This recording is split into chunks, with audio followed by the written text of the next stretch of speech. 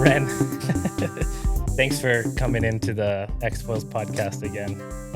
Well, it's a beautiful professional studio. Very excited to be here. Thank you. Yeah, it's pretty cool. I think I'm the only person that uses this studio, so gotta make some good use out of it. I was doing some podcasts with Walt.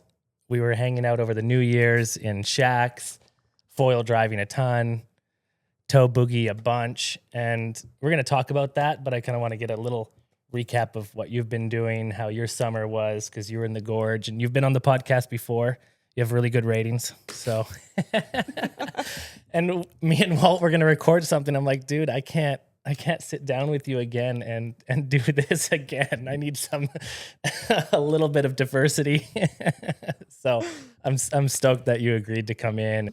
I'm honored to be a replacement for Walt. Yeah. I feel like I'm a pale imitation, but I'm going to do my best to bring Walt stoke. Yeah. I mean, yeah, we could do without Walt. No, I'm kidding. He's okay to look at, but he's got some really good conversation. And I mean, every single time we're on the phone, it's like a podcast. It's hilarious. He is nonstop talking about foiling all the time. And I mean, man, I talk about foiling all the time too. And people are asking me questions about the boogie. They're asking me questions about the foil drive. And all I say is, I'm like, man, if you listen to my podcast, you'd know.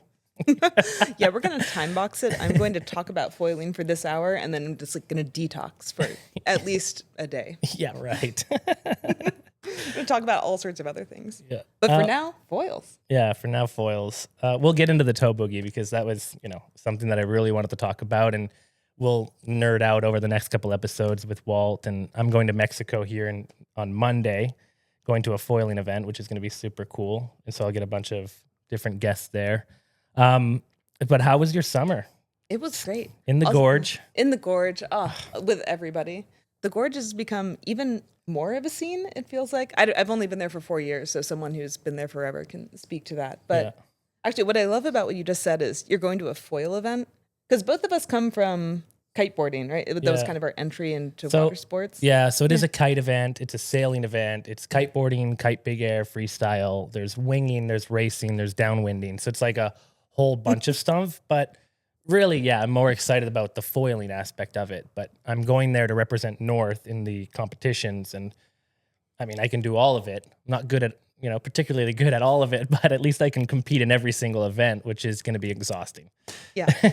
Saying a lot. That's a lot of the disciplines are just we're inventing sports faster than I can master them, which is good. I feel like I'm always learning something new. Yeah. I feel like we used to have a little bit of a respite. It used to be like, okay, here's kiteboarding. Take 15 years, get really comfortable with that. Now we're going to toss a foil on it. Like, think about that for 4 or 5 years, and now it's just like this summer you were out there in the Gorge, we're downwinding. Suddenly, finally, I was like, I have figured out how to paddle after 2 years of beating myself against this and suffering for endless hours. And I'm like, so proud of the paddling, and people start zipping by with para wings. Yeah. So if anybody is new to this podcast, Wren, you've been on here before in my earlier episodes, and we talked about your downwinding journey and how you learned, paddling both sides. And, so people can, get a little bit more background into your story from that. And I'm curious of how it was this year, because you went back. You didn't downwind in Puerto Rico at all, right? No, it's very hard here. It is not for the faint of heart, and I am faint of heart. Yeah. So, they're sharks. That can't be the reason. The sharks are fine. The light wind and the side grinds. Oh, it's difficult. I mean, this year has been extremely difficult. I can count on my hand how many times I've done a downwinder this year. Yeah. The amount of wind we've had is kind of disappointing. Good things. Not to deter people from coming to Puerto Rico. It's great. The waves have been epic. So that's one thing. Most of my business and my instructors live off of the wind. So that's a little bit tough. And downwinders, I mean, I've only had a handful, this year in Puerto Rico, para winging, paddled once, foil drive downwinded once, Yeah. Well, this is desperation. This is the upside of the rapid proliferation of foil sports is suddenly we have resilience to all conditions. So when we do get into our little electronic fleet action a little bit later here, like suddenly it doesn't matter if there's no wind. I kind of get stoked now when I look at the forecast and it's like, oh, light wind. And normally I'd be like, no, I want a wing. I'd be staring at the waves, or I would try and paddle out on my sup through the kilometer of demon chop, just falling over for 20 minutes just to get a little fix of maybe 3 or 4 waves. And now you just zip out there, get somewhere between like 10 and 50 waves. And I know. That's pretty crazy. So how was your downwinding this summer in the gorge? Because I know that magical. You found the right equipment. You're kind of, I think you're a little bit stuck in trying something. Maybe it wasn't working for you initially. And now this summer, it feels like you kind of honed in and you changed it up. You tried some stuff. I was kind of sad that you didn't stick on those code foils, but yeah. Well, the gorge is amazing for trying things. We're doing these downwinders, so we're in cars together already, and then maybe you just switch boards with someone at the top, and you get to try everything, which is a treat. I love both trying things to get a feel for what's different between them, and also I just find that changing things up and tripping myself up a little bit really helps build resilience. Yeah. But yeah, I started riding the Armstrong foils, which I fell in love with this summer. It was very helpful for downwinding. Like the low end was great. Mm-hmm. Though I have to say, okay, so my big takeaway this summer is that like for all foil sports, we feel like we gain proficiency and yet we're always at the edge. Mm-hmm. So you can have the best day of your life followed by extreme frustration.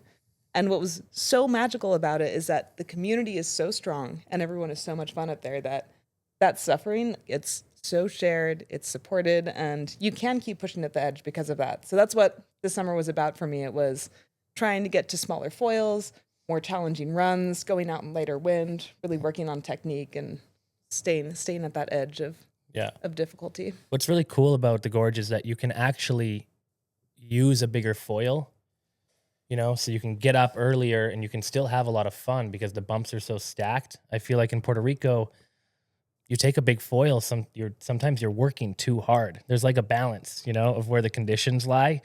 And I think you got to figure out, what foil is right for the right conditions. And you can go on a small foil. I could go on a 600 in the gorge, but I can also have fun on a 1,000, right? Which is super cool that you can actually do that. And there's so many people learning in the gorge in the same route, right? So you're passing by people and you're seeing them and you're like, oh, you can do it, Yes. You're like, I remember I was you like an hour ago and a year ago. Yeah, you don't do that in Puerto Rico. You don't pass by anybody up 2 miles offshore and be like, you're doing great, bud. No, you would stop and be like, are you okay? Just you and your thoughts. Yeah, you just don't see anybody out there. Even if we know we're going together, it's so widespread. Like I could be a mile offshore, Roy could be a mile in. Like it's so spread out, So it is cool to go on the river and just be like, everyone's around. Especially when I go, because when I go, it's always AWSI or there's like big events going on and everyone's there. It's like a big scene, and I know it's still a big scene even during the whole summer, but I think when I come there, it's really like, overrun. Like everyone from the whole world is there. Because normally it's like everyone who lives there and then a lot of people who visit from somewhat close by. And then a couple weeks, it's everyone from the entire world. Yeah, it's kind of crazy. Which is wild. Again, because it's now centered around this surfing aspect. So you have surfers coming from Australia to a river in Oregon, and it doesn't make sense on the surface, but we've kind of redefined what a wave is and what riding waves is, and it's just magical up there. Yeah, Australia, Hawaii, people from all over Europe, like it's just crazy to see that. Yeah, they're going into a river and surfing. Right? It's all kind of, for me now, like foiling. When I started kiting, it wasn't about surfing. Like I was never a surfer, so surf was never a thing for me. But now, foiling is really all about the surf. That's all that it is. Winging. I don't even kite foil anymore because you can't really ride a wave. So that's not what foiling is for me anymore. It's all about the surf. Surfing. And it's crazy that I've never stepped foot on a surfboard to this day. And it's except for on a foil. Yeah. Yeah, except for on a foil. I forget that surfing without a foil. And for all the surfers listening to this, we promise we are not coming for your crowded surf breaks. We'll surf on our own waves. Yeah. But it is It is amazing because we both have the same background, and Walt as well. We all started in kiteboarding and then went to kite foiling, and now it's just completely changed the game. Because I remember when I started kiteboarding, the first time I saw a kiteboarder in the water, I just had to do it. I was completely called to it, and it was all about the jumping and the tricks, and is very much in that vein. And I think I also got lucky that I discovered kiteboarding when I was young. Well, I was like 28 or so fairly young enough to learn all the things without completely destroying myself. Yeah. And now that I've lost a lot of cartilage and broken enough joints, it's really nice to have the surf challenge because it's a little bit more flowy, a little bit easier on the body. But we've also, in tandem with discovering this whole surfing aspect, have been able to redefine a wave. For foil, and we're just out there on anything. Yeah. Open swell, waves, choppy, doesn't matter. In the bay, as long as you're on a wave, it feels like surfing. On a wave. A wave to us. What Surfline would call like D- to awful is our great day. It's like anything that just has a little bit of energy. Anything. Yeah. It feels like surfing. I'd qualify that as surfing, right? As long as you're trying to bank a turn, But I went kiting the other day. We went south. We did a parawing downwind. For me, I was with Mickey, Gio. I took Zane, and it's a super short run on the south, and it's all wind bumps. It's beautiful. It's really short. It's like almost 2 miles. So you're in, you're out, and I was like, oh, I don't even know if that's worth it. It's so short. In the gorge, 2 miles feels a lot longer because I think it's so slow, right? Yeah. But here it was fast. We were on it. We were done. I was like, oh, crap. But it was a beautiful run. So when people come here to learn how to downwind, it's a little bit intimidating, the North Coast, because of the reefs. You got to be so far out there to get the energy. The conditions have to line up. And I really, for teaching someone, I haven't really figured out. I mean, it's hard, right? So I don't know what the best route is. It's going to be hard anyway. But this made it feel a lot more accessible. So it's a great spot. We should definitely go one day. Anyway, wind picked up to like 22, 25 knots. It was those 2 days that were really windy. Yeah. And I was just messing around with the parawing because it was so short. I was like, oh, I'm going to put a harness line on it. I'm going to go upwind afterwards instead of getting in the car and like doing these short shuttles. And it was 25 knots. I was on this 4-meter parawing, and I was just lit out of my tits. And I could not hold on. And I did some weird falls, and the bumps actually outside felt amazing. Felt very Hood River-like. They were stacked up. It was really cool. Just too short. So I was messing around too much. The parawing fell, leading edge up. Bar fell on the trailing edge. I lost my hat, so I went back to get my hat, and then I climbed on the board, and I sat on my board, and I look, and I'm like, oh my God. Wait, did you sink your parawing? No, it didn't sink. So I've let go of my parawing a ton of times, and not an issue. I don't put a leash on it. People are not putting leashes on it because you want to pack it away, and it would just, for me, it would cause tangles. And I look, and the leading edge is just sitting pocketed up, and it's just taking off. And I'm like, oh my God. So I get on my board, and I paddle as fast as I can for 10 minutes, and I just cannot catch the thing. It's taking off faster than I can get to it. And I'm like, all right, well, I don't know what's going to go on, but I'm going to paddle back to the beach. It was maybe 20 minutes to get back to the beach, and I ran around on the beach side to see if I could catch it, and gone. Could not find it again. Oh man, I was hoping you were going to say like then it proned up onto foil. And that would have been epic. Yeah. No. Or like there's a shark caught onto the fin. No, it's a sad story. Yeah, there's nothing epic about it. Just me and my lost parawing. It's a real a real bummer. Yeah. And that wasn't the point of the story, but the south side was really cool. And then I went back that day, and it was still really windy, and I went kiting to like redeem myself. I'm like, well, at least let's get a session in. And man, kiting is so hard on your body. I still feel my abs and my, just everything from boosting and holding yourself. And I know foiling can be tiring, and paddling for sure, learning. There's a lot of physical attributes to it, but kiting is just it just beats up your body in a different way, Yeah, it's just the high impact. Actually, when I stopped kiting, or initially when I started focusing on foiling, and this was right at the beginning of winging, I had a pretty major hip surgery. I'd managed to tear all the cartilage off of my hip socket, so they had to go in and like sink a bunch of what I swear were drywall anchors from Home Depot from the X-rays. So they put all these drywall anchors in my hip socket and then tacked the cartilage back down. It was I still can't feel half of my leg. But it was really long recovery and I had to avoid impact for a long time. So I started focusing on foiling. And I had the surgery a month before COVID. And then this was also right at the beginning of winging. So since I couldn't kiteboard, I started focusing more on winging back before there were wing boards and we were learning to wing on the Wasp V1 and I had a Axis stand-up paddle foil board. But like the old school ones before we had downwind sup boards. Yeah. Just a soap bar. Yeah. But it was great because I could get back in the water so many months earlier. And the nail in the coffin for kiting for me, because I did love it.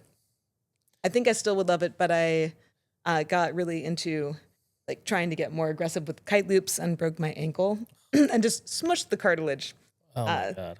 in a way that, of course, doesn't heal. So now I can't do really high impact on my ankle, and I would keep trying to get back into kiting, but instantly, my whole ankle would swell up again. And When was the last time you kite foiled? Do you even have kites anymore? I don't have kites anymore. Yeah, It's the same. But- It's the same with Walt. The moment he Yeah. started winging, like during COVID, it was it. I went to his house, like, bro, do you want these kites? He had like a 6, 7, 8, 9, 10, 11, 12. He's like, I am never going to use them again. And then there is days in the West Coast that there are places that you can go to. You could go to Rincon and maybe wing around there. So there's like pockets of places that the swell isn't too big, but right in front of his place, there's some days you can't wing foil there because it's too big. Right? Were you guys there when it was really windy, or where were you? I can't remember what day it was. It must have been, what day is it today? oh no, Today's we were Thursday. still in San Juan for the So it for the was really windy day. Monday? No? Oh, it doesn't. Who knows what day it is, really? Our listeners need to know where we were. Well, I'm trying to think about like where were you? What were you doing when it was so windy? Did you get out there? Did you wing? I remember winging. I was out on my 3, which I hadn't been out on in a while. Yeah. This is the other thing too. It's that at some point I can only be training at so many things. I don't have a long background in athletics. Yeah. When I was a kid, I had this like neuromuscular disorder, so I was clinically diagnosed as super clumsy when I was a kid. Which, when a doctor says that, it's never good. Clinically clumsy. There's a medical name for it. I just remember I couldn't get my limbs to do what they were supposed to. Yeah. Which I grew out of by the time I was like a teenager, but by then I was like, oh no, I can't do sports. I like math. I do math things. So I feel like it takes me a lot of training time to get to the level where I want to be with things. So the other advantage of stopping kiteboarding and focusing on foil was that, I have a day job and family obligations, so I can only spend a certain number of hours on the water. And with all these foil sports, I can have a high variety of sports in a lot of conditions, but there's that core of foiling which translates between all of them. Yeah. And it's a great workout. Like it's a lot of exercise as well, which is always nice. Yeah. But there's days that I was telling Walt that I'm like, dude, when it's too big, why don't you go kite surfing? He's like, no, I'm just gonna rest. We've been in the water too many hours. Yeah, I get antsy because I still like kiting, and if I see like it's windy and there's conditions, I want to do something, and I don't mind splitting it up and taking a surfboard and going kite surfing. He's like, no, he's like, and I get it because I went over there and he almost tried to kill me, with the amount of sessions we have. It's just nonstop with the foil drive. Like, it doesn't matter that it wasn't windy this year. It's like you're on the water every single day with a different tool, paddle. Whatever, prone and surfing. Like it's there's so much variety to foiling that I said it to Walt the other day. I'm like, man, what if, maybe it was all of us were saying like, what if I just kited? Like, why? What would I be doing right now? I'd be slowly dying. I know it's too much. Oh, this is Tow Boogie. Oh, What? can you speaker it? Hello? Hello? I don't know. It's not going. Hello? Well, Let me check my Instagram, see what's going on. That's funny. What's up? So yeah, talking about, good thing I didn't have it on silent. That's so funny. Let's see if something happens there. What's his name? Mark. But yeah, again, like just foil driving every day or proning, there's always something to do. And then I didn't even know I wanted a tow boogie. Like it just, Yeah, that one sneaks up on you. oh my gosh. You gotta have one. Oh my gosh. Well, you need to have it all though. Yeah. So yeah, super epic that Walt tried to kill me over there. No wonder he doesn't want to get out when it's too windy or too big, because it doesn't matter. Like he's just got so many different options. He's got a jet ski, he goes towing. It just doesn't matter. There's time for rest, right? Yeah.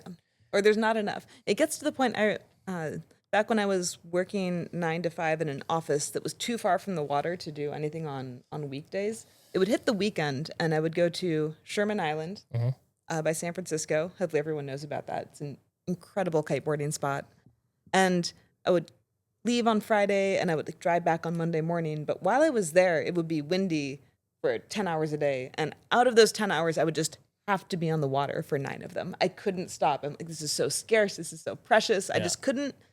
I could not deal with it being windy and me not being out there. So I would just spend as much. And now it took 2 years of remote work to get to the point where I can kind of look at good conditions and sit on land and think, okay, no, it's fine. I don't need to be out there now. Yeah. Which is, I feel like I've grown a lot. I feel like I get like this is probably like the highest level of enlightenment a human can have. Very proud of myself for this. It's tough. That is really tough. I feel that a lot. With the wind, I still get it because I'm always looking at the wind meters. It doesn't matter if I'm not gonna go or not, but it's so ingrained into my business for the last 15 years. That's all I do is it gonna be windy? Is it windy? And if it's like 1 o'clock and I think everything's done, I'm like, you know what? It's not gonna be windy. The forecast was crap, whatever. And I see a tree move. I'm like, oh my gosh, is it windy? And it makes me nervous that if it's gonna be windy, that I didn't line up lessons or I'm gonna miss out on it somehow. And it's just, that gets me for sure. And I still feel that. And then for me personally to get a session, I'm not so antsy about getting on the water. It's more for my business side where the wind kind of messes with my head a lot. See, that it's the opposite for me. Like historically, when I was a wind-based creature, the more wind there was, the more my day job suffered. Yeah. So we had a opposite pattern there. I mean, my business can suffer if the conditions are really good and the waves are really good. I could be like, somewhere off in the distance sessioning. No, but so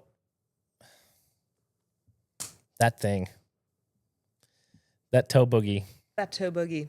I thought it was a tow buggy until I read it and I was like, oh, boogie. Boogie, yeah.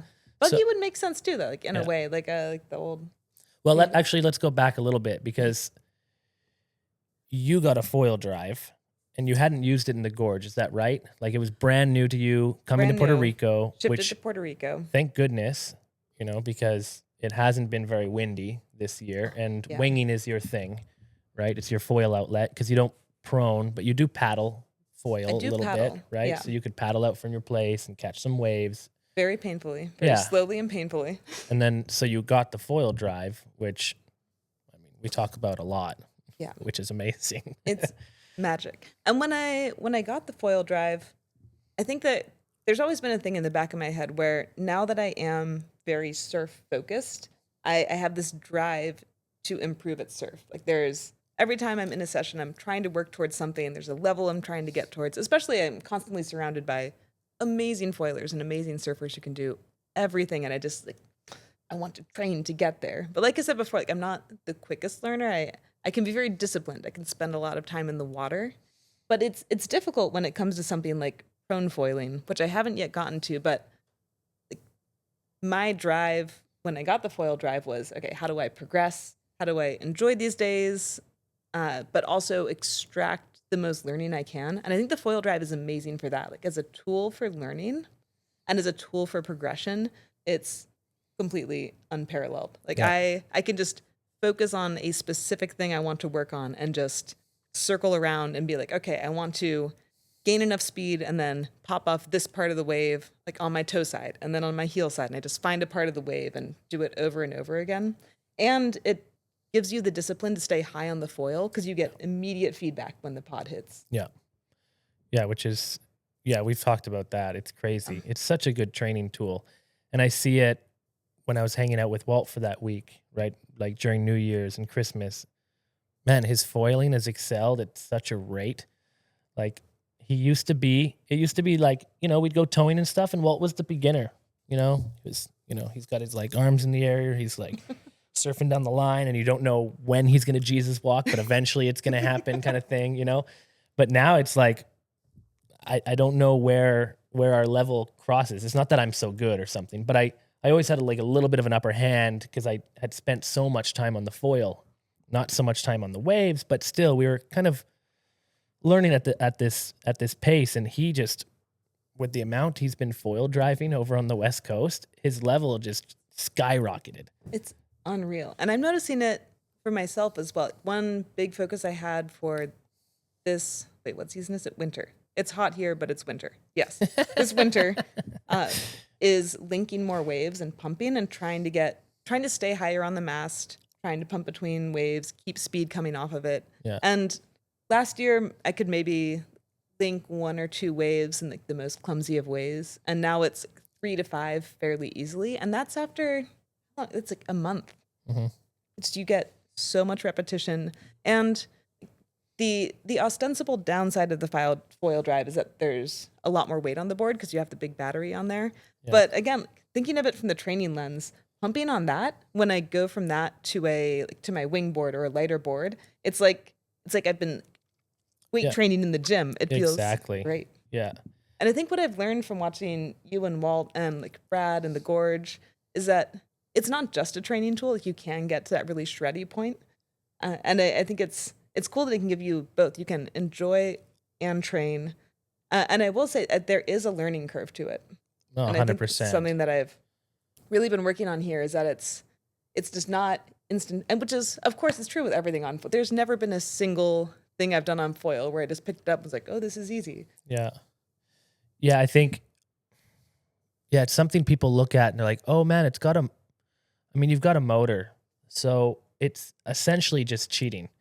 Yeah. Because it's like mountain biking with an electric bike up a mountain. You don't even have to pedal. You're just like, but it's really not the same thing. There's a lot of stuff going on. And a great example is Arland, came to see us on the West Coast for the weekend. And he went out with our equipment, which is bigger boards, mid-lengths. He's usually these tiny little boards. He's flinging it around on his wing. He's doing backflips, prone foiling on his 25-liter board. Like, he is such a good prone foiler and winger, and really good at the surf. And he knows how to throw himself around with the straps. And then he gets on this foil drive, which it's a 5-foot board he's not used to. It doesn't have his straps on it. It's got all this weight to it. And then he goes out and he has like a 30-minute session that he wasn't amazing at. He was still good, right? He was catching waves. So he learns very quickly, but he came back. He's like, that's not fun. I'm like, well, maybe give it 5 sessions.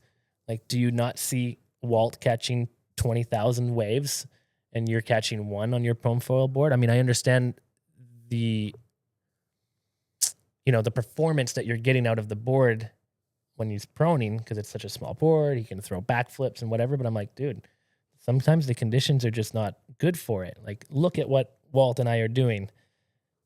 And look at what you were doing. It's 1 session. Like, put 5 sessions into it, and maybe you'll be awesome. For sure, you'll be awesome at it. But I think he was like a little bit taken back by it. He was like, "Oh, yeah, this might not be for me." And I'm like, "Dude, smarten up. Like, come on." It's like the curse of natural athleticism. Yes. See, my greatest strength in foiling is that I have never just naturally been good at anything to do with foiling or kiteboarding. Everything was so hard fought. I was always the slowest one learning. Oh man, I did that thing where like I learned kiteboarding with some friends and everyone else got it and I didn't. I was just out there for 20 hours trying not to cry, or if I did cry, I'm like, I hope nobody sees me. Yeah, I mean, So now I have a terrible session. I'm just like, this is what everything is. This is totally, I'm sure all my friends seem to be having fun. So just give me, 6 months or 2 years or something. I'll be great at this. It's the same. Learning kiteboarding, I was not exceptionally good. I just did it every single day, no matter what. It didn't matter. I was just flying a kite, and eventually I got really good. And it's the same with foiling. Like surf foiling took me forever to learn how to surf foil, and I still suck at it sometimes, Like my pop-up is sloppy and whatever, and foil drive the same. I mean, all of it. I think there's different personalities. And I think when you are really athletic and you pick up something so quickly and you grow up in the water surfing and in those conditions, I don't know I'm just speaking about Arlen in general, because it bummed me out. I was like, dude, like you could be awesome at this and you can catch so many waves with it just because you had one bad session. I'm like, suck for a minute. He did the same thing with downwinding, right? It's like he had one run. He's like, oh, this is not for me. And I'm like, dude, put in like 50 days, you'll love it. And he was on the South Coast with us. He actually went paddling with us when I lost my parawing. Oh, excellent. He's like, I'm coming. And he did it. He got up on foil 4 times. Of course. He said it was not very fun, but he said, I see that it could be cool. There we go. We got one more convert. It's like, good. I'm like, yeah. So yeah, exactly like that. I don't mind suffering, and I don't mind putting the time in to get good at something, because I know that it should be hard. Actually, the harder it is, the more I want it, because then I'm like, oh, well, I'm one person that can do this versus everyone else is going to have a hard time. If I'm having a hard time, a lot of people are going to have a hard time. If I can push through this really quickly, then I can be better, Like that is my motivation. I was like when winging started, I had like a 40-liter board. We didn't have the equipment. I had like a space skate for kiting. I used a 4.2 and 13 liters, and I was trying to get up, and there was nothing on YouTube. You're like, how do I wing? I was holding the wing like over my head for like, the first month of wing. I didn't even know to hold it in front of you, because I never windsurfed. Yeah. I was just like, I don't know, I have a wing. Yeah, the same. I had no idea. And I'd walk up and down the beach for hours, and I'd see people like, the kiters are like, what are you doing? And I'm like, that is, one day you'll see. I'm like, that is great motivation. I love being the only one that sucks, and I'm the only one trying it, with the parawing the same. I'm like the only one in Ocean Park that was winging it around, and they're like, oh, wow, that looked like it sucked. And I'm like, yeah, but watch me tomorrow. Watch me tomorrow. I'm going to show them. I'm going to lose my parawing. Watch me. But one day. Yeah. I am so sorry, North, that I threw your parawing into the reef. I hope you guys can send me another one. They were not super stoked about that. At least it's safe. I gave them good feedback. I'm like, it's not always going to sink. And they're like, we knew that. We had already found that in next testing. time. Oh, actually, I have a present from Mystic. Some socks. Oh my God, this is fantastic. Yeah. Thank you. Do you wear socks? You will now. I will. I'm going to wear these every day. My most prized possession now. I feel like I should put it with the Tow Boogie. I got them for Christmas. I was like, oh, those look like Wren socks. Actually, yeah. My feet do get cold. I appreciate it. It's winter. Winter in Puerto Rico. It's winter. It's so cold. So you've got that foil drive and heading out to the reef, and there is a learning curve to it, but you're getting a lot of foil time. So much time. Well, also because it's I live in I'm exceptionally lucky to live right on the water here. Yeah. And there are beautiful waves, but these waves are, how far is that? Like a kilometer or so? They're far away. To Puntas? Yeah. Yeah, I don't know. I don't know what distance. I'm thinking in kilometers, miles. It's a little bit over half a mile, I think. Yeah. Yeah, it's maybe half a mile. Yeah, so in paddle days, and I'm trying to squeeze in, my day job where I receive the money with which I buy foils. So I'm somewhat time limited, and it takes a lot of time to drive somewhere. It's so much easier just to go right out there. And before I just had no option, and now I just toss on the foil drive, out there in a minute, play around, come back in an hour later. I've caught as many waves as I wanted, and it's just like you were saying, when you do it every day as well, you can progress a lot more effectively than 8 hours a day on the weekends. Yeah. Yeah, for sure. There's only so much your body can actually take, and your mind and abuse. Right. Yeah. So yeah, you get like half an hour sessions every single day. It's more effective than 8 hours in one day for sure. You just can't process it. Yeah.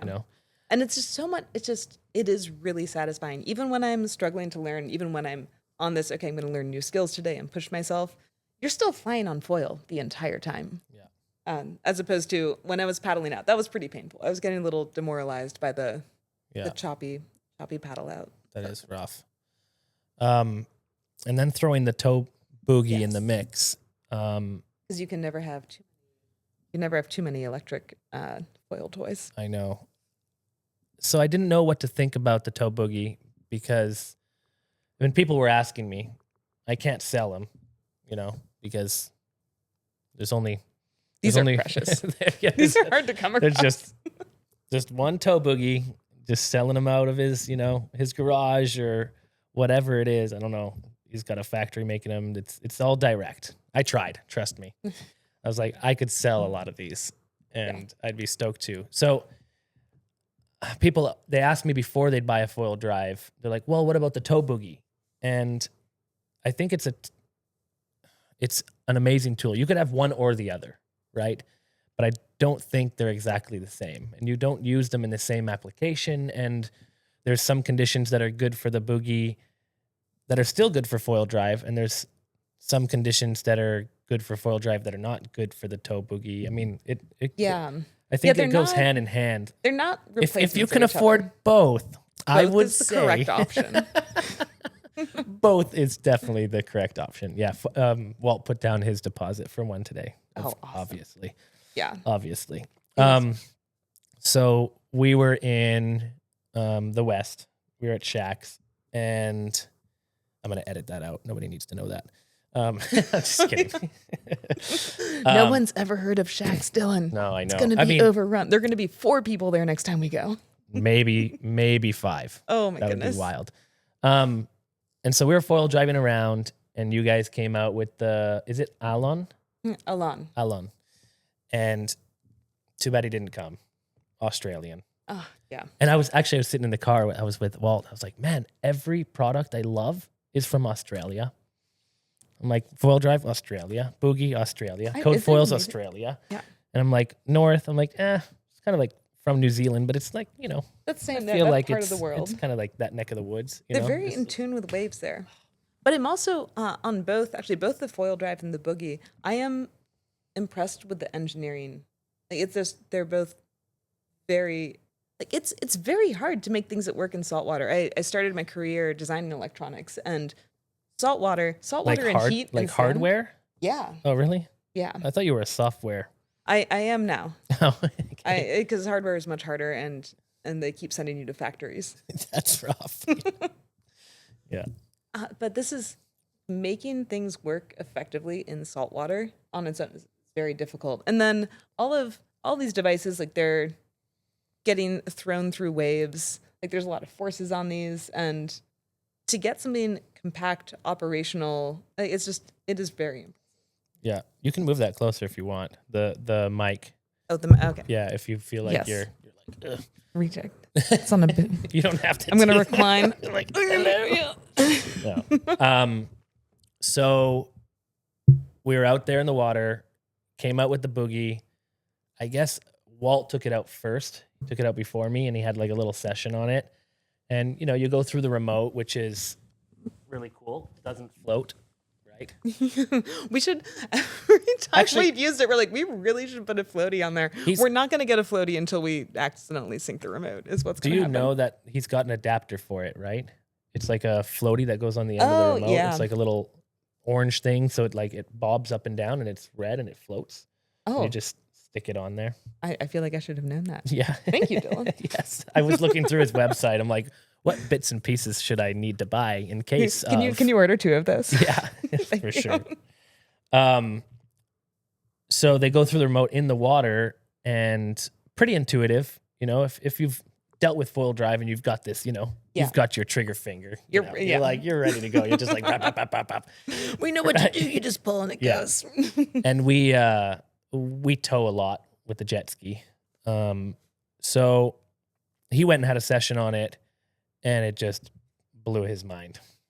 It was, especially when you're in the right conditions, that day was just perfect, right? Nice, clean waves, good size, not too critical, and ripping around on the foil drive. And then he goes onto this little prone board, right? 29 liters. It was I guess he was using Alon's board. Yeah. So it was a little bit bigger than yours. 980 code. He was like, that's too big. I'd be towing with something a little bit smaller. And we came in and then I switched out, and he gave me like a little bit of like instruction. He's like, okay, so it goes manual mode. You hit the trigger, it'll go. You can steer it left and right on the remote, right? If you want it to come around to you or something, or yeah, when you're not on tow, because when you press the left and right, it actually it moves the prop, but that is only an effective method of steering it when there's not weight behind it. Yeah. Because that's kind of the magic, is the way you steer it when you're actually towing is by going back and forth behind it and like throwing your weight to different sides, and it mechanically pulls the boogie in that direction. Yeah. I mean, you're physically just pulling its back end and like, yeah, and like turning its nose in a different direction, essentially, right? Yeah. Does it actually turn the rudder when you're pulling it? No, I think I don't believe so. I don't think there's any mechanism to send No, that. you're just pulling on its back end, and like if you give it like a nice yank, it'll like it'll turn and take direction. It is so cool, and it's actually pretty intuitive to do that and like steer it around. You go left, it goes right, and like towing yourself into waves. It was so cool, and then once you let go of the handle and you let go of the trigger, it automatically, because it knows you're moving. So the software on this thing is insane, right? It's so well tuned. It's incredibly thoughtful to the point that it feels really magical because it is so well designed. Yeah. I mean, I think that's what makes it so much fun. That I didn't know that this thing was, the remote and the software and the GPS and everything was so well built. It makes it so much more enjoyable, you know, because it's smart. It's smarter than you, you know? and it's interesting because it's simple, especially like, so that driving mechanism where you're towing behind it, it's so intuitive, but it's also really responsive. Yeah. And this is a light electric vessel. So it's also very responsive. So sometimes I'll just mess around towing, like I'll do donuts and turn, because it's actually fun to just dance behind it, and it feels so responsive and intuitive, which is why I think for non-enormous, non-critical days, this to me is more fun than towing, except for the fact that I don't get to hang out with my tow partner, Hector. Yeah. It's the only downside of the boogie. But he's going to be out there on the foil drive now anyway. Yeah, I think that's the biggest upside, is not having a tow partner.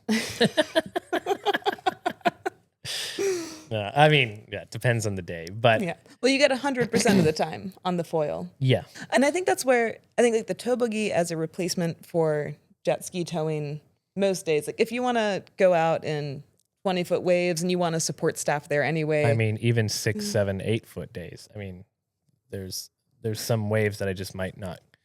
I was thinking about going to Caballos on this thing, and I was like, no, like if I fall in the impact zone, like I'm going to have to swim out of there. I'm going to have to wear a leash, you know, because then the buggy might not get in there.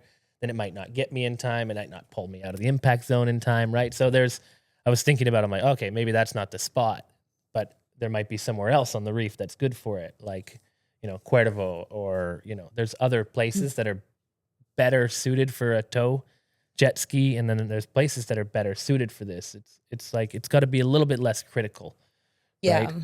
And I'm sure there are people out there who, again, are very proficient at this, great prone foilers who are used to being that critical. Because you get to choose what you do with the boogie when you're on the wave. You can have it follow you. You can offset it to follow you left or right or in front of you. You can leave it out behind the wave and just so you like back program out to that it. Before you go out? Like that's a programming? That's on the remote.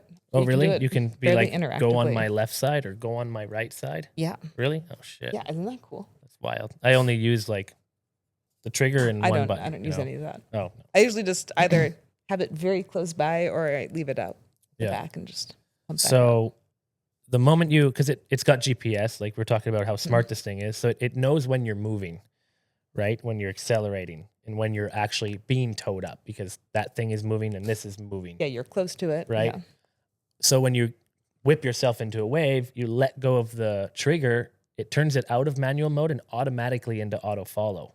Yeah. I'm not sure if that's triggered by the release of the trigger or by seeing that you getting further away. I'm not sure how it's being done in software, but well, at some point the remote buzzes and you're in follow mode. Yeah. So manual is like you gun it, it guns it, it goes whichever direction it's going. You could steer it if you want to, but it's like it's going.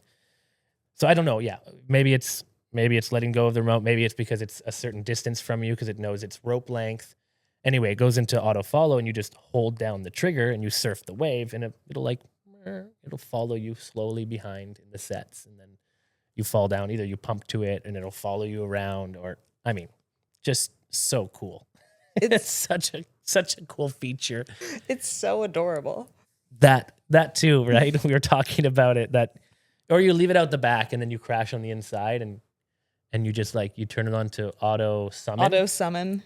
And it just knows where you are. So you just auto summon. It shows you the distance, how far away it is from you. And you just hold onto the trigger and you should see it, right? If you're in an empty lineup, I guess it doesn't really matter. If there's any more than 2 people, you should definitely know who's in between you and the buggy. Yeah. Because it will not know if there's anybody else other than the person holding the remote, right? So you got to be very clear on that. Yeah. I'd say it is something where I think something to keep in mind with the boogie is, first of all, you need to be comfortable and proficient enough on foil to know where it is at all times, to be able to surf a wave and be looking around, knowing where it's at, knowing where everybody is. That multitasking needs to be built in. Yeah, for sure. So I think it is. Yeah, it's not. I'd say it's less of a beginner tool, and it also helps. Like, we're out here in Puerto Rico. In my backyard, there are at least 6 breaks that I can boogie to in the morning. And out of those 6 breaks, there will be a total of 0 people at any of them. Exactly. Maybe 4 spread across all 6 of them on a really good day. Yeah. Which makes it pretty ideal for this. I'd say anywhere, if it starts to get very crowded, again, there are techniques you can use to keep it on certain sections, to only use it to tow up and not have it following behind autonomously more. But I think it really excels in some of these waves that are harder to access, that are less ideal for regular surfing, that are just sitting out there unsurfed all the time. Yeah, for sure. Having more than a couple people in the lineup, there was, you guys out there, and then eventually there was one supper, and I was like, oh, okay, I'm done. At that point, I'm like, this is too stressful. Yeah, I'm done just leaving it on the follow and relying on it to just come to me. I want to be more visual of knowing where it's at and what it's doing, but then it starts to come and you're like, it's over the set and you're like, oh, there it is. And it's like, me, and it's buzzing toward you. You're like, oh my God, it's so cute. It's like, it's coming to get me. It is. And then you get so excited. And then you're trying to get line of sight because sometimes it gets hard to get the signal to the boogie over the waves because it's using GPS to know the locations, but that's just a one-way communication. So to talk to each other, they need more line of sight. Right. So I just feel like a wizard out there. I have my arm in the air, like, come to me, boogie. And then it's like, it's coming to you. Stance. And you smash the trigger and it just comes to you. It slows down as it gets to you. And then it goes around you and it hands you the rope. And you're like, you are awesome. Thank you. Yeah. Thank you so much. Yeah. I also find I really like the squat start with it because the second my feet get on the board, I start to throttle the trigger. So because you're controlling the throttle as you're getting up, you never have that moment where you're balancing on the board, you're doing tension, yelling to your partner. Unless you're totally tuned in. Me and Walt are Tow Boogie and Foiler. We're always in tension. We're always ready to. I'm kidding. No, we're yanking people's shoulders off all the time. We got it. Hector and I have the nod. It's we just lock eyes. We're like, yep. We go. That took me a while. So I have been towing with Hector for 4 years. So I have 4 years of towing experience. But I remember when I started, the squat start was incredibly difficult for me. That was pretty tricky for me to learn. So I've come into the tow boogie having the tow experience, but I do wonder what it's like for people who haven't had a background like that. I guess you could use a bigger board so you don't have to squat start. Yeah. Yeah, and that's kind of what I wanted to get into a little bit is the differences between them, because that is a question. It's like foil drive, Tow Boogie. Like they're two lithium applications to get you more waves, right?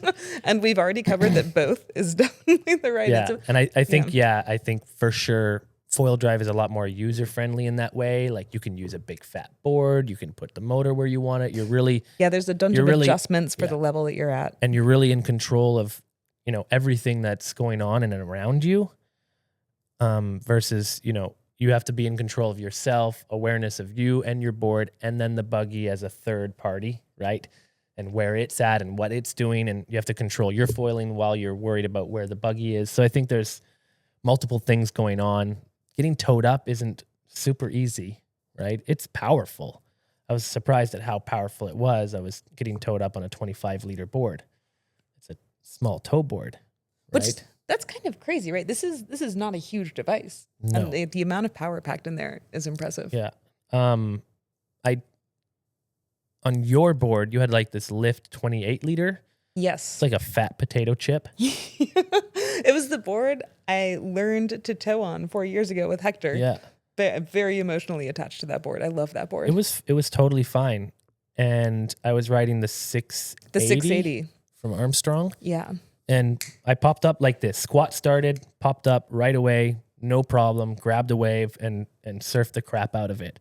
And I just had come off a foil drive for like 3 days. So I was like, oh my God. And it was a 680. And I was just like, this, I was like, it's nothing. I'm like, this is amazing. I'm like, I want one, And then started playing around with it more and using the applications and the follow. And then later on did like a mini like downwinder, like popped off the back and just kept going and had it follow behind me. And like, I was just like, my mind was going like this, like, I was like, oh my God, what can I do with this? What can't I do with it? And Walt kind of showed us what you can do with it, like throw it into the rocks almost in the shore break. And but it didn't hurt. It did not. It does better on water than on land. Yes, for sure. But then I used the 25-liter North Vert. It's the one that Walt has. And I thought it would be very similar because it's a really good tow board and I like it a lot. But I had a hard time squat starting it. It just didn't have enough power to get me up. So I had to like at least put my back knee down flat, keep the board flat to like get it up and then stand up the rest of the way. And so it took a little bit. And I was like, well, I wouldn't, if I had a Tow Boogie, I wouldn't be using a 25-liter board. Like if it was that hard to get up and I had to use that much technique, I mean, you use 5 more liters and then you get up and go. Like I think using the right board makes a huge difference because it was 3 liters difference and I had a way easier time getting up on that lift board. And then I used Alan's board. Mm-hmm. Which is 32 liters, 32 or something. And I had a hell of a hard time getting up on that thing too. I can't pop that one up either. There's something with it. I don't know if it's like the shape. There's so many facets to boards beyond the literage. I know. And that's crazy because, I mean, I could go on and on with the foil drive and the boards and stuff. But right now I didn't go session with you guys because I don't have a board. Because I don't have enough foil drive boards in my inventory. I can't get them fast enough. And people are like ripping the foil drives off my shelf that I gave my board to somebody while their board is arriving because I was like, well, they're like, well, what board am I going to use? Can I use this board? I'm like, could I use this board? I'm like, oh, well, I'm like, you could. But I'm like, here, take my board. Oh, use that so generous. Use that for 2 weeks. I'm ordering you this trench board or whatever. I've got boards coming. But it's very specific and tricky that when you want the right board, for the right application. And it's the same thing with the Boogie, like you could use whatever board, but it could be easier. It could be harder. I don't think it's as sensitive as the foil drive. The foil drive, I mean, there's so many specifications and I want people to have the right board. I'm like, if you're going to get into foil drive, could be hard already. I'm like, don't get a potato chip. Don't get like a soap bar. Like there's so many different boards that are better for it, longer, narrower. Now we're getting trenches, like just out of this world. Yeah. I'm on the 45-liter Armstrong mid-length. which is the only board I've foil drived with, so I can't really compare. But it's 17 wide. It's pretty cool. Yeah, works really well. No signal, so you've got like an adapter. I do have the antenna. You can hardly tell. I like your white tape choice. My white duct tape is very subtle. I'm known for my artistry, clearly. So how many breaths did it take you to fill that up before we started? I was a little bit upset. You came in and you started blowing it up, and I was setting up the camera. I was like, oh man, I really wanted you to blow that thing up while we were filming here. It is the saltiest part of the boogie process. Yeah, but it is kind of cool. Like you just not manually. You just like mouth inflate it, which is. I mean, you can use a pump. You could, but that's not nearly as satisfying. Yeah. So the bottom hull is inflated. It's like a stand-up paddle board. You've got this little trolley thing. You just push it into the water, turn on the remote, blast it out to wherever you want it, get it out of the shore break, and then go meet it. Yeah. Or get it to come pick you up. It's just, yeah. I haven't bought one yet. I've got lots of toys and very little time. I'm definitely buying one, but I have a jet ski sitting in the customs right now for the last 3 weeks because of Christmas. It came right at the wrong time. So I was just going to suit up a new jet ski, but I'm like, maybe I'll just sell my jet ski and just have a boogie. That's what I would do. So I think that's the, I think that's the clear no-brainer of the boogie is, especially if you're out towing in, again, less insane critical situations, this is so much fun. And it just feels like a dance behind it. I think it makes a lot of sense in that situation. And then also on the shoulders there. So if you're someone like me who, I have a friend with a jet ski and, I wish I could tow more, but it's a lot of overhead. We have to drive to the marina and then we have to hook up to the trailer and then put the jet ski in the water and then go all the way out to the break, through all these waterways. And then when we come in, we have to clean it. And it's just there's we're in the water you gotta open for the 2 door, hours. you gotta close the door, you gotta put on a life jacket, you gotta put on the gasoline. It's and then you're trading off while you're on the water. So really out of 4 or 5 hours, you're on tow for half an hour, 45 minutes. Which in the right conditions are amazing. Yes. So can be worth it. Yeah. And I think, for sure. If you're newer to foiling and you can get on a jet ski, it's a no-brainer because it's easy. You're with a partner. It's safe. You have this machine that's towing you up and taking you out and getting into places that you couldn't, and you're not alone, which is amazing. It feels safer. But we went out on the jet ski the other day with Walt. We were foil driving all week. And then we had an option to go take out the jet skis with a couple friends, and we went out. You guys met us with the boogie, with the foil drive, and the conditions were meh, but the whole getting out there, we had to plan the day before because you got to plan the day before, right? Got all the wheels in motion with jet skis and people and tow partners, and then we get to the marina and we have to unload. It was really easy for us, so I'm not complaining because somebody else did it for us. And it wasn't even our ski. And then we didn't even have to rinse it, which was amazing. That's a great deal. Yeah, Ananda, which is PR Surf Adventures. It was... Oh, yeah. Yeah. Follow them on Instagram. Yeah. And so we went out with them. It was super fun. And he had a client out there, and they had a ton of fun. But it was just... We were out there with Walt, and I had a moment. I was like, well, what if I want to go home now, but I can't? I'm with you and you want to foil or let's go venture out somewhere else. I sat already for 45 minutes on the jet ski. I'm like, I could have been foil driving right now, right downstairs, and I think it would have been epic. And we didn't even look because, towing's fun and it was fun. But in that moment, I was like, I think I would be having more fun in a different application if I had the foil drive or the boogie, And tell me about your boogie session at in the West. Walt called me and he's like, the gray one or the one where I got stuck I hope inside? They're okay. I think she got stuck somewhere and he ran down the beach to get you, or what happened? Oh, I just got trapped on the inside somewhere where I couldn't quite get back out through the whitewash. So, classic. Yeah. Couldn't you just lay on the board and get the boogie to just tow you out through the whitewater? Or was the whitewater so big that the tow boogie was just not getting over it? Yeah, it was. I was trying to do that at first, but then during a tumble at some point, I managed to cut the tow rope with the prop. Oh shit. So that was the. So then I spent a while swimming around looking for the rest of the tow rope, which does float. So it was great. I found, and this whole time I like caught in this inside section where there's a couple little basins that are all right, but for the most part, I keep just getting tumbled. Yeah, it's a pretty short section there, like where it's nice and safe, and there is a lot of reef around there. So it could get sketchy pretty quick for sure. Yeah, and I think it was the waves were getting bigger and bigger. Yeah, like it was getting pretty in the morning exciting. Was great, and then we went in the afternoon. It was like wow, it was a lot bigger. It was windy as well. Was it? Oh, that was the next day. I was gone. Anyway, doesn't matter. Yeah.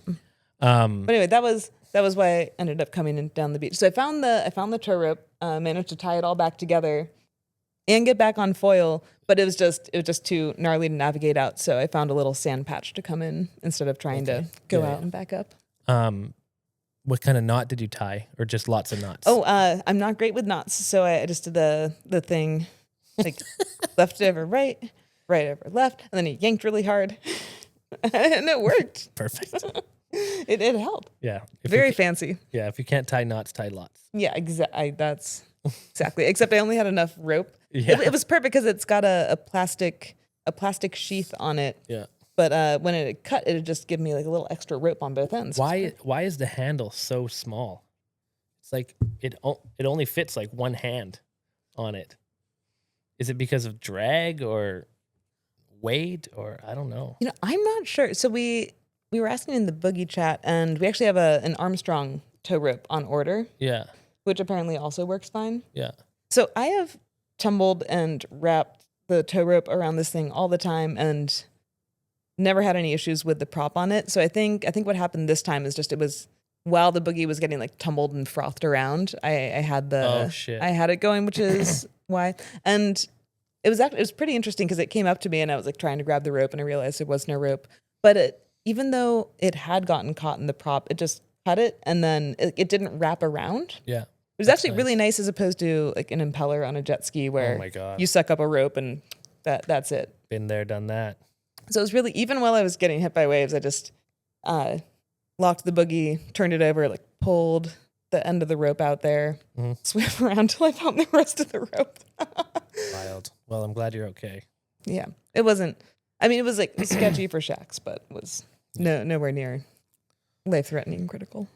Just a little fun misadventure. Yeah. And that thing can handle a beating. Significantly better than I can. It is impressive. Thrown off of waves, tumbled in the white water. It's because it's inflated. So it's just like, it's like a balloon. Yeah, it just rights itself at the end. Let me see. I put up a post. Hey, just calling for a chat. That was a while ago. I missed that. Sorry. Let's see. I asked some people if they had any questions for us. Let's see if we have anything interesting here. How big can you go before it becomes an issue? So I think we touched that. Yeah, I haven't tried to push those limits on this. And again, it depends so much on where you're at. Like in shacks, for instance, there's a size, right? Because then you're pushed onto the inside. Your boogie's on the outside, and there's nowhere to go. You're in the beach, or you're in a reef. I found the size at shacks. Right? I know the size there. Go. But if you're out in Waimea, and you always get pushed all the way back into the inside, you're like, you have half a mile of ocean until the beach. You could just call it through eventually, or it'd get tumbled into you, and then you could come into a clear section and go. But if it's like short section to the beach, in between reef and rocks, like I think shacks, there's a size, and I think you could go bigger depending on the location. Yeah, actually, that's like what I do. Difference. That's what I do on really big days here. Is if everything is closing out at the reef, I'll just take it out. Especially if I'm alone and I don't want to do anything too crazy, I'll just surf the inside section of Cuervo. And I still get fun big waves, but I'm not even in breaking water. I'm just playing around on the inside section. Yeah, that's a good section to play at, for sure. It's going to be big this week in like 2 days, so maybe you'll find out what the limit is out there. Did Dylan actually find his pairwing? No, thanks. Wrong question. What happens when you get cleaned up in a good wave? Well, it just floats around. It just tumbles. It's like a big balloon. Is there somewhere you can put your lunch? We have been trying to strategize if we could put a beer cooler on here. Yeah. Or cold beer. That was the next question. That's so funny. I guess you could put your lunch in there. There's lots of space. Tie it up. No? Is there no space? I mean, you might break the antenna. Yeah. There's also, sensitive electronics. I think it would be more stuff. like opening it and reclosing it out in the water. Would just be. Oh yeah, that would be a thing. What you could but do it's all in calm waters. It's all waterproof in there. Oh yeah, it is. Yeah. I mean, it's never good, but what do you do if you get a massive hole in yours? Well, just patch it. Yeah. It's probably not ideal. Probably not ideal. Well, thank you. Thank you everyone for your great audience. Your 4 questions. Thank you for listening. But we covered all of that already. That's why the questions didn't feel as relevant. Anything else you want to add? Anything special? Anything special? I do have to say, I've been having so much more fun in the waves. Like, I feel like I am on a path to feeling like a competent surfer. And it's because every day I spend like an hour or 2 on the foil drive, like an hour or 2 on this. The cross training between them is incredible. And as far as you were saying earlier about like one or the other, again, like this seems more jet ski-ish to me, or one of those where you can't be bothered to own a jet ski, but you wanted to go on these longer tours. But I do think you need to be a little bit more advanced. It helps if you're near somewhere less crowded. Like in the hatchery, Tow Boogie would not fly. Yeah. It would get stabbed by somebody instantly. But like foil drive, you could have a ton of fun there. So I think there's probably a larger overall audience for the foil drive, and it's more appropriate for beginners. 100%. There's probably more places it can work.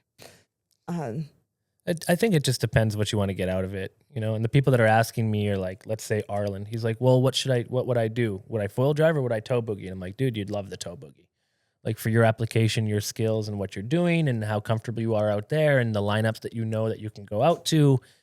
Yeah, for sure. And then there's other people that are like, oh, should I get the tow boogie? And I'm like, oof, you might have a real hard time out there with that thing. And there's quite a learning curve. And I don't think you'll enjoy it as much as you think you will,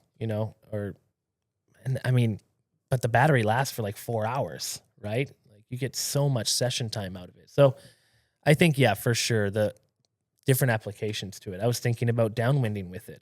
Like, I don't know why, but I guess you could downwind on a prone board.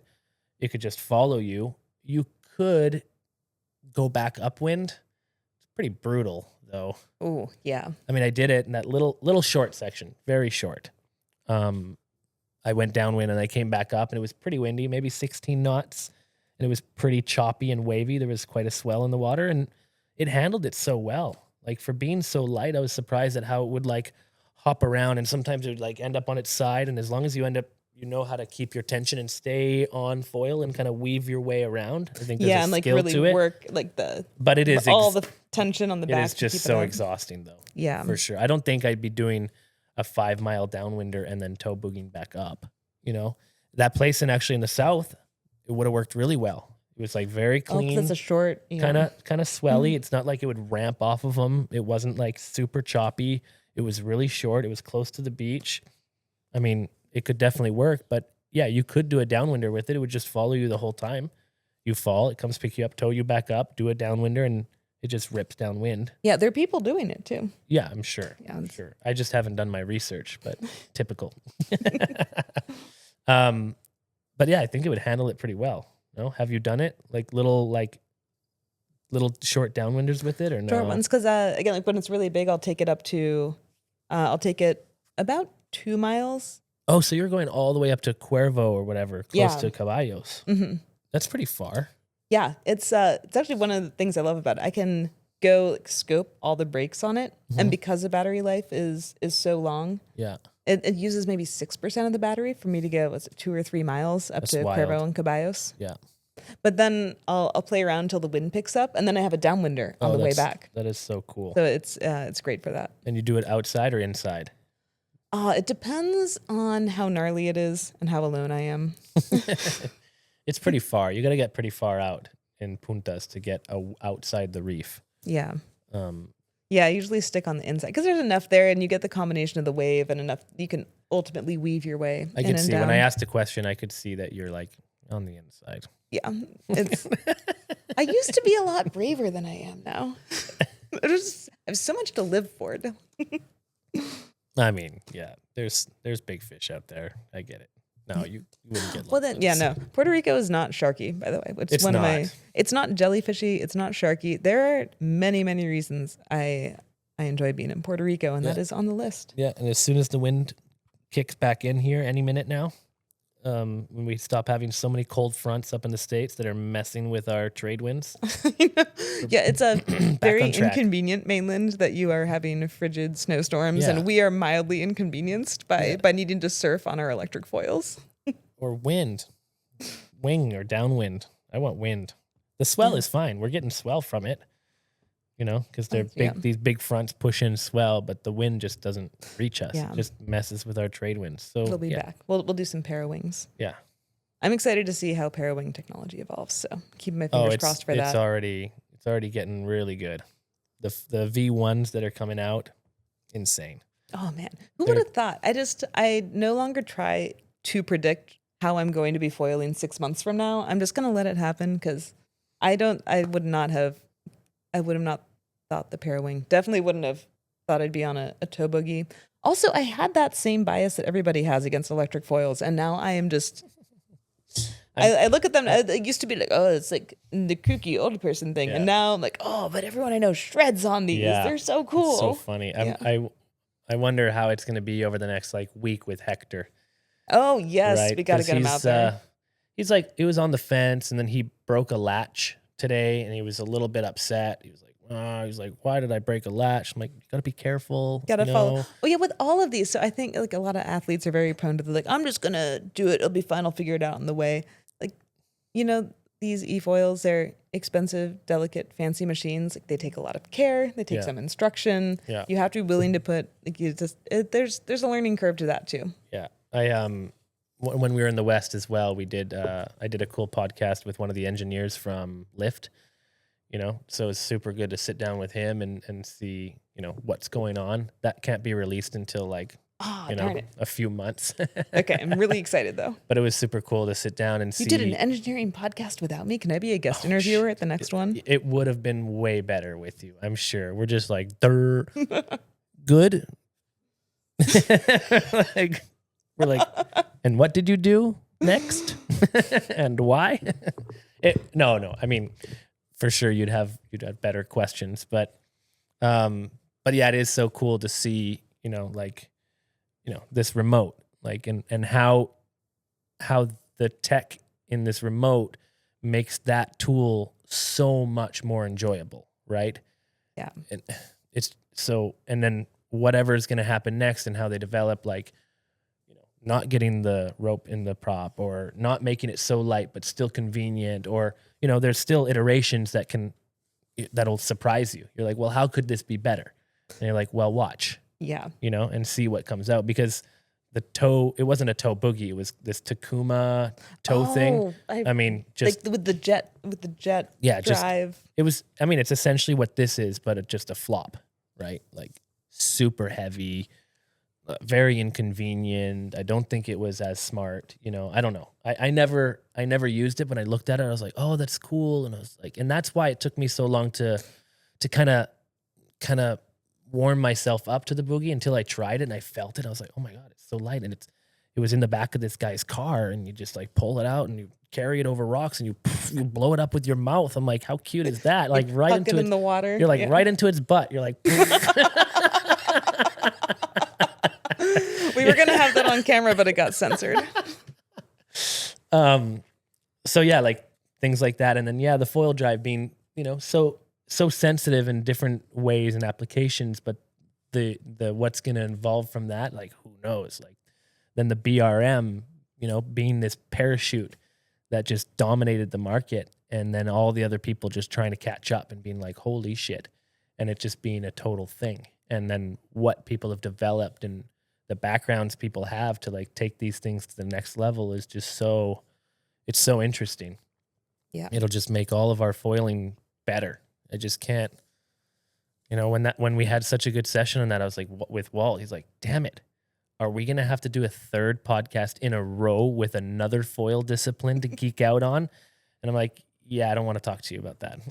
Like, I think I need a couple more sessions, which was good because I wanted you guys to come in and because you have a lot more experience with it and get your feedback on it. But I understand the application of it. I'd love to just, when I get one, to play with it a lot more to see what kind of messes you can get yourself into, or, you know, where the problems lie or not, right? But, you know, being such a small market product from Australia, you know, you break something, you're going to have to buy 2 remotes. Oh yeah, we buy have 2-3 antennas, props. buy props, you know, because when it breaks down, you will want to get back on the water as fast as possible because it's an addiction. You're going to be like, oh no, I can't use my Tow Boogie. And you're going to be sitting on your couch like, what do I do now?